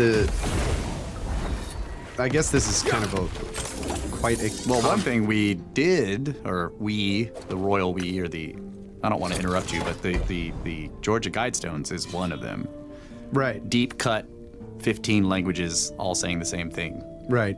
In a astronomically aligned granite megalithic construction that is pretty much invincible. Right. So that's what I'm saying. The concept is pretty complex. In other words, I'm thinking specifically of a civilization that recently experienced a cataclysm. Yeah. Right. So if they knew they were limited or possibly dying out, or that their knowledge was dying, Yeah. or that it possibly would die, what would you do to preserve it? So what would we do? Right? We would make the lunar library, for example. That requires a pretty high technology to discover. Yeah. So there would be other things, like if the destruction was more imminent, or it had just recently happened and we had lost the ability to have space flight or whatever, but we still had some technology, would we record? Like, you can imagine mathematicians and physicists and whatever saying, "Hey, let's record this in this way and try to illustrate it." So you build this building that illustrates all these mathematical concepts. Yeah. And then you carve all over it the equations. Yeah. Yep. And then you try to do it in a way that's not a typical language that would have to be decoded in terms of phonetics or speech patterns or whatever, but in such a way that's like, pictographic. Yeah. Like, okay, look, you if you want to do this mathematical concept, first you got a guy, and then he has a bowling pin hat. And, and there's these serpents over here, and, Yeah. and there's this weird pillar, and like they're gonna hold this disc, and there's things coming off of it, and the people are warm, and they want to put their hands up to it or whatever. And so Right. it's like, you illustrate in all these like pictographic ways. Like, so obviously I didn't come up with this on my own. I'm looking at Egyptian hieroglyphs thinking like, Yeah. this is saying way more stuff than some story about, some Yeah. guy who ruled. Right. So an interesting thing that I learned about Egyptian hieroglyphs from the Michael Maurice's podcast with Laird Scranton was he had been doing all of this research, trying to figure out. He's really into language, right? He's a freaking genius when it comes to languages And analysis. and analysis. And he found this word, and it's the word for week, like as in the days of the week. Cannot do that. In Egyptian hieroglyphs. And it's two symbols. And the symbols are, the first symbol is the circle with the dot in the middle, which is the sun. And the second symbol is like an upside down U, which represents the number 10. Stand So- down or die. That is an actual word, a spoken word in the Egyptian language, or a written word in the Yeah. Egyptian hieroglyphs that means a week. But it also, the actual characters that you write the word with say 10 days, Yeah. 10 suns. So it communicates the definition of the word within the word. Right. So it's communicating two things to you. Like our word week You couldn't decipher the characters in the future and find out that our week is 7 days long, Right. or that it has anything to do with the sun. Right. There's nothing about the sun or any numbers Yeah. or anything in it, but that was a clue to Laird Scranton, right? That maybe more words are written like this. Maybe this whole language is designed Has in this multiple way. levels of meaning. Yeah. Right, where when you're reading a word, it's actually giving you the definition of it while you're reading it, you know? Yes. The individual symbols in the word give you the definition Exactly. of the word. That's freaking awesome. That awesome. speaks to the idea that these people were not just carving these symbols into the walls because they could read them, but that they had designed the language so that anybody could figure it out. Yeah. And I joked about this before. They were like, some nerd was like, "Trust me, guys, if we do it this way, anybody will be able to figure it out." And nobody's been able to figure it out. But I think that may possibly be due to the fact that we're assuming once again, the collective Yeah. we're assuming that they're just a bunch of dudes in butt flaps obsessed with the pharaoh. Right. Yes, the mainstream or standard modelists, archaeologists, and art historians. Right, the Church of Text reader- Progress, the text et readers, cetera. the people who aren't looking at the structures but are looking at the texts, and they have a very, as you said, bigoted picture of these people. Right. So imagine 1,000 years in the future, and man-made global warming has destroyed us all. Yeah. And these people in the future are finding artifacts, which are, let's say, for example, a manual. For how the universe works, final edition. I'm sorry. A manual for, say, how to use a smartphone. Yeah. Right. The manual that comes with your smartphone. Yeah, a little tiny booklet. Not the Apple one that says you have no buttons and we'll tell you everything that's going to happen. Just turn it on. But say a Samsung phone that actually is thick and has things that you can actually do. And multiple buttons that you can push to try to do those things. I love you, Apple.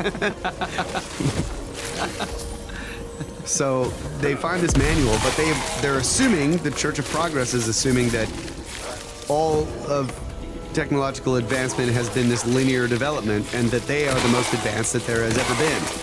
And so they're looking at this manual trying to decipher it. Will they ever be able to decipher it with that mindset? No. Hell no. Even though it's written in multiple languages, like you said, yeah. Yeah. Like you flip it around, it's another language. They'll throw that in a book, and then people will be like, "Oh, it's just a bunch of myth, it's bullshit." Yeah. It's like a story about how you can Yeah, you got know, this little stone tablet. And yeah, you can get this tablet, and you can take things from the divine wind that's out there that everyone communes with, and you can Yeah. use it to calculate how many meetings you have today. Right? It's like some bullshit like divination type crap. Right. How to use the calendar. It would tell you what the sun was doing. Yeah, exactly. And the moon was doing. Right. Yeah. They would just think it was total mythological BS Yeah. because they don't. Their preconceived notions that there was no technology or a low technology compared to what they had then. Yeah. So this is what I think may be part of the problem here with these untranslated texts. Is it the people that are doing it, and maybe not all of them, but the vast majority of people, I would assume, that are trying to translate these texts, like you said, have been educated in the standard model, Yeah. standard Bible. Yeah. And the more educated you are, the more entrenched you are into that. Right, so it's like, okay, well, what were these dudes in butt flaps trying to say when they used some crazy stone hammer that was much like a laser to carve this into diorite? I don't know. Yeah. It must have been something. Shimmer. Yeah, shimmer. It must have been something religious. Right. Blah blah blah. Because Yeah. it's saying, even if they do start to figure it out, it's like it's saying something totally ridiculous. Yeah. That's obviously mythological because they couldn't have sang these stones into place and et cetera, et cetera. Yeah. So I've seen Laird Scranton does say this, and since we were talking about him, he does say that he talks about how the sort of the pantheon of 9 gods can also be looked at, and he does this. He arrives at this through a very complex, like he always says, very complex in a complex way, going, Everything crawling. that Laird Scranton arrives at is through a very complex process. Yeah, he's arriving at it by crawling through all these languages and these pictographs and these depictions and looking at them. But basically, he says that this sort of common global common pantheon of 9 gods is actually the 9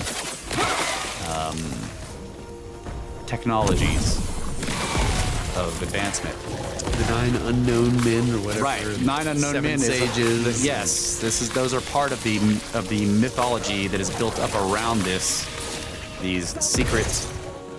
You know, the 9 unknown men in India is about these men that took the books of knowledge, each book representing an entire field of understanding, and they took it off to hide it or whatever. So you have the 9 gods of, the pantheon. You have the Ennead, as they called them, or as we call the Egyptian pantheon, the Ennead. You have the 9 gods, Olympus, the Roman, right? That each one is actually representative of a technology. So we talk about the triple A's: astronomy, architecture, and agriculture. But there's also metallurgy and a bunch of other ones that I can't remember. So Laird Scranton. Metallurgy and magnets and Mercury. Magnesia. Mercury, the triple M's. Another idea that he talked about on Mike and Maurice's podcast too was that the possibility that at that time period where we were talking about earlier, where closer the to two intersect with the other world. Yeah, the physical culture, like the idea was that you send 7 guys from that culture, because to fully interact with the culture may cause all kinds of problems. So they would take like 7 people. Yeah, and isolate them. And then they would have full immersion, with those people, and then they would come back and be the Vidar coaches and all that, and they would go throughout the world and teach the various technology. So you look at like some of the other strange translations of these, the legends of the Jews, for example, the guys who came down from onto the mountain and decided Herman, they were going to mingle with the people. Yeah. And then they taught them all kinds of magic and the smelting of metals and all this kind of stuff. The lighting of swords and breastplates. Right. And the libations of That's oil. like some other way of telling the same story. Yes, exactly. That these technologies or understandings were conveyed to the human race during the convergence of worlds. Yeah. And that's why the gods are gone. The world separated again. I was thinking about that one. And the Dogon specifically say... spun away from each other. Right, yeah. Camshaft. I'm like, come on, lad. This is my 19th century explanation in the spiritual world. It's like a camshaft. But the Dogon say that their knowledge was given to them from a non-physical source. Like it was non-human and non-physical. Yeah. So they got it from... So, hey... The Nomo. Who was the guy that asked us about the hallucinogenic? Oh, Hill 2, Learn Me Stuff. Yeah. At Learn Me Stuff. So Follow that's him a on great... Twitter. He's Dude, awesome. go check out that podcast episode, because that is a really interesting thing. And the guys, Mike and Maurice, brought it up. Yeah. Like, do you think that they were using hallucinogenics in this way, right? And Laird Scranton doesn't think that's what they're talking about, but it's possible, and he knows that other cultures are. Yeah, that's right. They discussed, and the guy was pointing out which ones that they would have access to in that area of Africa. Right. Dogon. Yeah. I can't remember what they were. But the dude knew them. He's like, oh yeah, in that part of Africa, you have access to this and this and this. You can totally just pick them out of the ground. But that's really interesting that they were given their knowledge from a non-physical, non-human source. Right, the Nomo, they call them. That's pretty crazy. Another interesting thing Laird Scranton said about that whole interaction between the Dogon ancestors and the Nomo Star people, or whatever they called them, was that there was some indication that the interaction, the interaction itself, in other words, these beings that were trying to interact with the ancestors of the Dogon, realized that their presence had a deleterious effect on the people themselves. In other words, it was killing them, or it did something. In other words, this is why they didn't want to be around everybody. They made a school that was isolated, and they chose some people from the tribe and brought them and taught them because they actually had a bad physical effect on them, or changed them somehow, or did something that they didn't want to do to everybody. Like it was almost like I got the idea that it was sort of like some form of radioactivity type of thing, not necessarily actual radioactivity, but that just being around these non-physical beings of energy was in some way deadly. Yeah, and there's even some like apocryphal precedent for that too. Like, in the biblical texts, non-canon. What is it? Like the Book of Enoch, for example. Like when he comes and stands before the Most High. Yeah. This light that's shining. It's so powerful. It's like it's almost hurting him. He can't.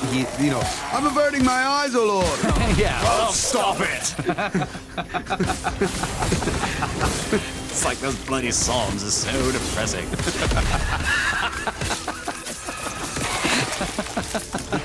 The second album was better, man.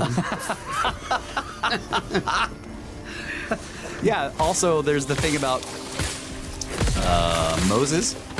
After he came down from the mountain, his face was totally changed, and it was like radiant or something, and he had to wear shining. Yeah.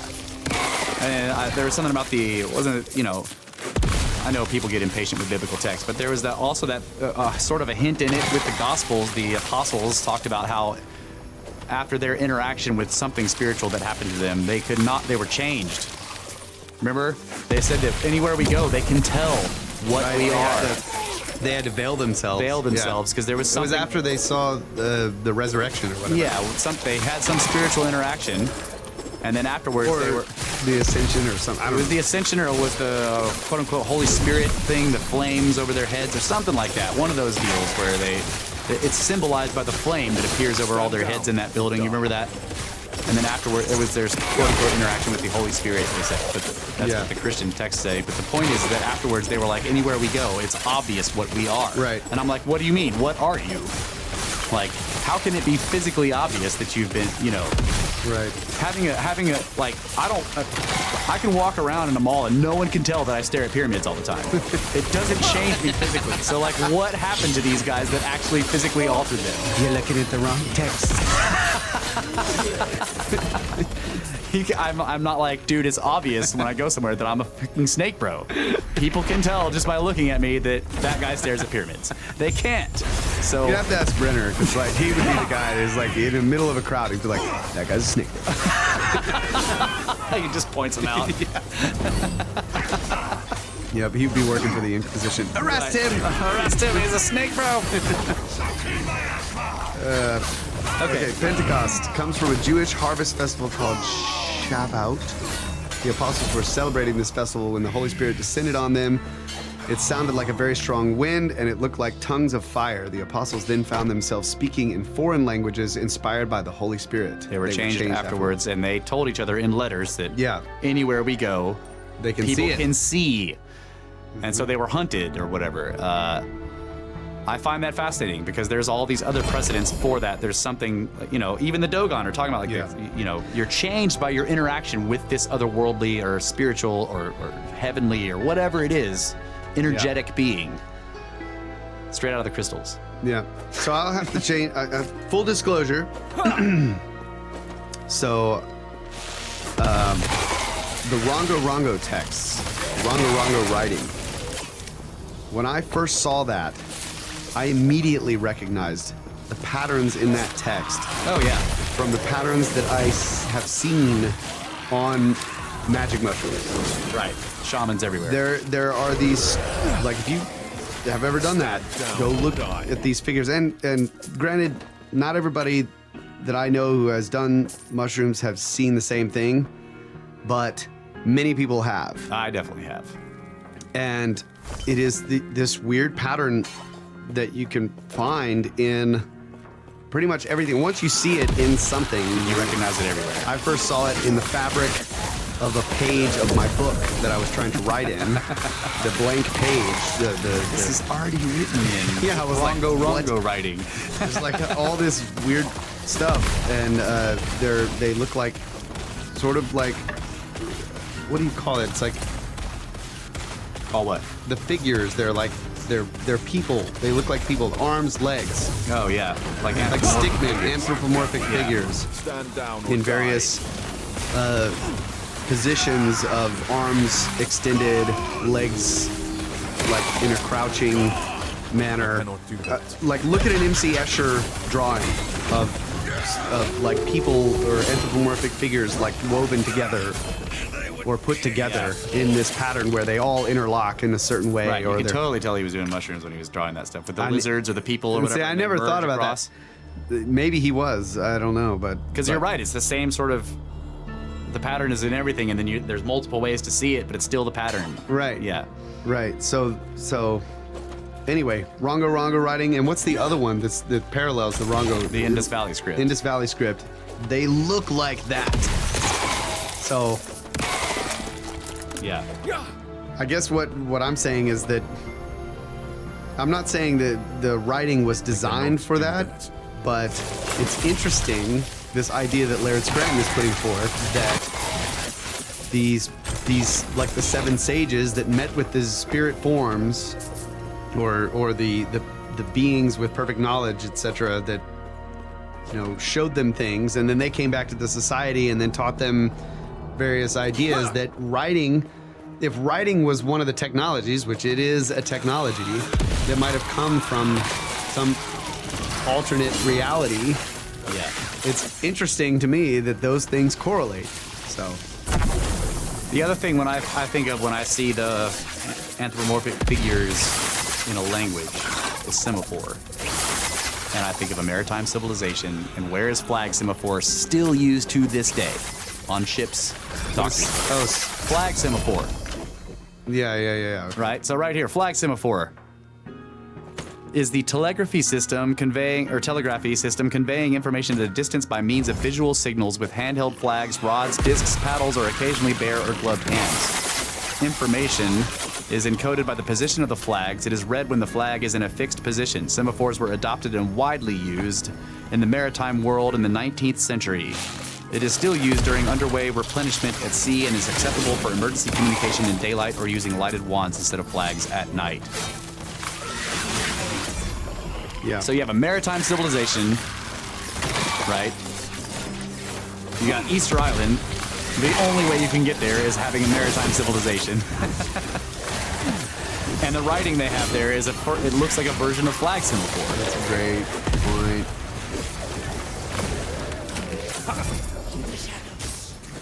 So, anyway. Damn physicists invented radio and screwed us up. Radio communication. All right, let's finish this article on the. Wins war. Okay, so I had just said that. Almost every researcher. We're going back to this is the Indus script stuff. Almost every researcher accepts that the script contains too many signs to be either an alphabet or a syllabary, like linear B. It is probably a logosyllabic script such as the Sumerian cuneiform or Mayan glyphs that is a mixture of hundreds of logographic signs representing words and concepts. As for the language, the balance of evidence favors a Proto-Dravidian language, not Sanskrit. Many scholars have proposed plausible Dravidian meanings for a few groups of characters based on Old Tamil, although none of these translations has gained universal acceptance. And they have a quote here saying, "No firm information is available about this language's underlying language, or about the underlying language." A minority of researchers query whether the Indus script was capable of expressing a spoken language, mainly because of the brevity of inscriptions. The carvings average 5 characters per text. I think I remember Graham Hancock talking about this. And the longest only has 26. In 2004, historian Steve Farmer, computational linguist Richard Sprout, now a research scientist at Google, and Sanskrit researcher Michael Witzel at Harvard University caused a stir with a joint paper comparing the Indus script with a system of non-phonetic symbols akin to those of medieval European heraldry, or the Neolithic Vinca culture from Central and Southeastern Europe. So have you ever looked into heraldry? No. You know, like the family crest. It's a shield with a lion, and that's heraldry. And all that stuff, like the Bana Sinista. It's got the black bar across it, and they have all these weird terms for it. And like a person who's experienced in heraldry can look at that freaking crest and know what it means. And I look at it and I'm like, okay, there's a lion on a shield. I don't know what it means, right? But heraldry is the study of those symbols, and they mean all kinds of stuff. It's not just. They have all these hidden meanings and deep meanings in them. So that's what they're saying. That like, what if the Indus script was a form of like that, of heraldry? What is the standard, Bran? That's the flight, man.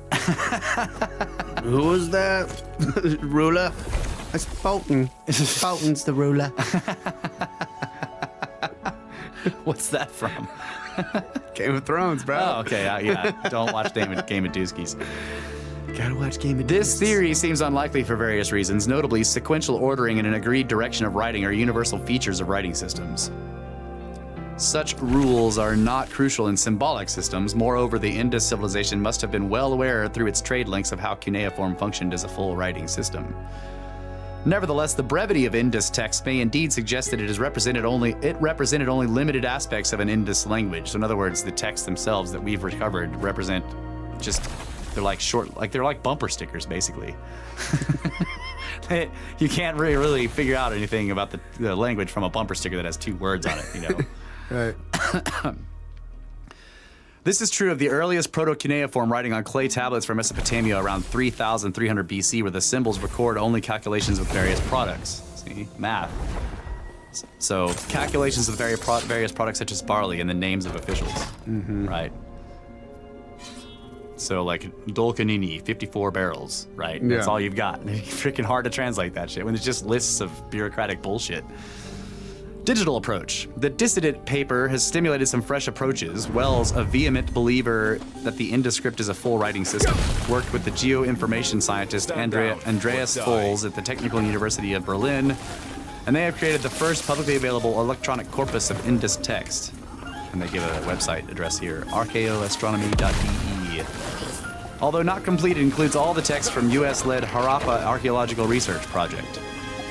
A group led by computer scientist Rajesh Rao at the University of Washington in Seattle has demonstrated the potential of a digital approach. The team has calculated the conditional entropies, that is, the amount of randomness in the choice of a token, or a character or word, given a preceding token. In natural language scripts such as Sumerian cuneiform in the English alphabet, and in non-linguistic systems such as the computer programming language Fortran and human DNA. The conditional entropies of the Indus script seem to be most similar to those of Sumerian cuneiform. Our results increase the probability that the script represents language. That's what they suggest. And Sprout strongly disagrees. He thinks it's a form of heraldry. On the ground in Pakistan and India, more inscriptions continue to be discovered, although not as yet any text longer than 26 characters. Unfortunately, less than 10% of the known Indus sites have been excavated. The difficulty, apart from funding, is the politically troubled nature of the region, because it's on the border of Pakistan and India. Everything's on the border, and there's a huge border dispute there all the time. So, many of the most promising unexcavated sites lie in the Pakistani desert region of Cholistan near the tense border with India. One such is the city of Ganwariwala, discovered in the 1970s and apparently comparable in size with Mohenjo-daro and Harappa. If these sites, and some others within Pakistan and India, were to be excavated, there seems to be a reasonable prospect of a widely accepted, if incomplete, decipherment of the Indus script. It took more than a century to decipher the less challenging Mayan script, following several false starts, hiatuses, and extensive excavations of large demons throughout the 20th century. Indus script decipherers have been on a much barer trail, older by 2 millennia, for less than a century, and excavation of Indus sites in Pakistan has stagnated in recent decades. So, it's interesting to me that, like, they found all these, like, there's quite a few text examples. Like, there's a lot of, not as many as, like, the cuneiform stuff we found, and the cuneiform is, like, prolific. Mm-hmm. But all these thousands of text examples, and they're just, like, 3 characters or 5 characters. The longest one's 26 characters long. That is strange. So, while you're reading that, I was thinking about the idea of using computers and whatever to analyze the scripts. Yeah. So everybody's always talking about the negative aspect of creating AI. Yeah. You know, like an AI. They're gonna kill us all. Yeah. Right. But if we ever did develop, AI, solid AI, and it just went around and just translated all this stuff and figured out basically the actual history of the human race. Yeah. Or the actual history of the world based on all of, analyzing all of this data that's collected on all these ancient artifacts. Right. That would be freaking awesome, right, so you just need to have the auspice right there, like, turn him on, let him translate it, and shut him off. right? Before he figures out how to kill everybody, but after he translates the script, right? Oh, they can figure out how to kill everybody. Just don't give them any arms Yeah. or legs. Right. Yep. Yeah. Well, I'm fascinated by all the. I mean, of course, any like when you find ancient script and it's completely undeciphered, it's and untranslated, and it hasn't. And despite all these attempts by people, and if you think about like, okay, so I often wonder if we would still, if we had never found the Rosetta Stone, if we would still be in the predicament today of having not been able to read the. I wonder if the Rosetta Stone actually set us back in reading hieroglyphs. Because now everyone just accepts that translation, even though it's from the Hellenistic period. If we still didn't have the Rosetta Stone, and now we were applying computational science to it, and everyone was still looking at it with a completely open mind, trying to figure out how to translate it. I wonder if, you see what I'm saying? Yeah, absolutely. I wonder if finding something that gave us that. Well, because every next discovery over there in Egypt, every new tablet, everything would just continue to create this drive to decipher it. Right. And so people would be trying everything, but because we have this example that's like, oh, okay, it's done. Right. And everyone translates it using that example. Even though they now recognize all these many, I have to point out that they do recognize that there's many versions of the Egyptian hieroglyphic script. And then, the one that they call the hieratic, which is the alphabetic, versus the hieroglyphic, which is the complex symbological version, and they recognize that they can point to this tablet and be like, well, the way those symbols are being used, that's obviously from X, BC, whatever. That's 12th dynasty or whatever, New Kingdom. So they recognize. I wonder. I haven't dug into this deeply, but I wonder if now that they've got this one Hellenistic translation, if they've worked backwards from that, and they're still using that translation, they're working from it, but they understand that it means other things. And how did they do that? You know what I mean? Yeah. I don't know if I'm explaining myself properly, but basically, like, they can point to it and say, well, that's obviously from the 12th dynasty, so that can't be contemporary with this structure we're looking at, which is from the 4th dynasty. Yeah. But does that mean that do they still translate it using Hellenistic, period? Right. Translation from the Rosetta Stone, or did that just give them the key to unlock all of it? And I wonder about that. Yep, I agree. So, all right, I think that's a wrap. Yep. Rongo is flag waving. Rongo is math.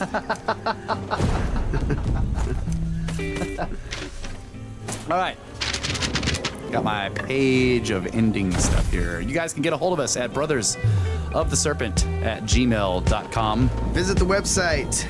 Comment there. Check out the encyclopedia and the glossary of terms. The encyclopedia is a veritable library of freaking impossible blocks and other incredible ancient mysteries. Stuff. Yes. The glossary is our meme library that describes our disgusting meme hole. a disgusting meme hole that describes the various terms that we use here that we've sort of made up, and some other ones that we didn't make up. Yeah, and we're still adding to it. So always gotta check it out. You want to know what a Johnson block is? That's right. Yeah. It is not one of those phallic symbols. That's right. And you need to know what the beveled edge means. You got to go check out the glossary. Yeah. That's right.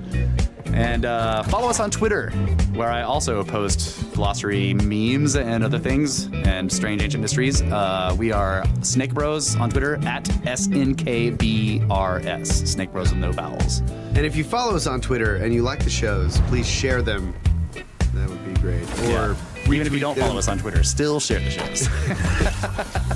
But that's a great place. That's one of the main reasons why we got on there. Yes, it absolutely is. Provides a easy way to share shows. That's right. And don't forget to donate to our pyramid scheme if you can. Even $1 helps us out. We are trying to get some climate change and tangible. And go straight to pyramids. And we need to go straight to pyramids, yes. So that's why it's called the Pyramid Scheme. It is a scheme to get us straight to pyramids. You can find it on the website. There's a donate button. You can use PayPal, debit card, MasterCard, Visa, everything. And it's very easy to do. Yes, and thank you so much to all of you who have donated. You are awesome. And we are working out a way to have awesome extra content for those of you who donate. And we are also working on shirts. If you don't want to just Snake skins. if you don't, yeah, that's right. Snake skins. If you don't want to just give us free money, you could possibly buy a shirt and help us out that way. So that will be coming soon. Yeah. And also, if you can't donate, you could write a review for the show. That's right. Tell everybody how you can't stand the show, but give us 5 stars. That's right. How much you hate us, but we're 5 stars. Even if you only listen to this episode, and you're now finally, thank God, at the very end. It's freaking over. I hate this show. And you're going to delete the feed. 5-star Just review. Give us a 5-star review. And then delete the feed. That's right. Thank you. Goodbye. And as always, last but certainly not least, Brendan Ricks at History Shift. This guy has been making all of our podcasts into YouTube videos with the pictures as a slideshow when applicable. He is awesome. He's basically running our YouTube channel now, so you can find us on YouTube.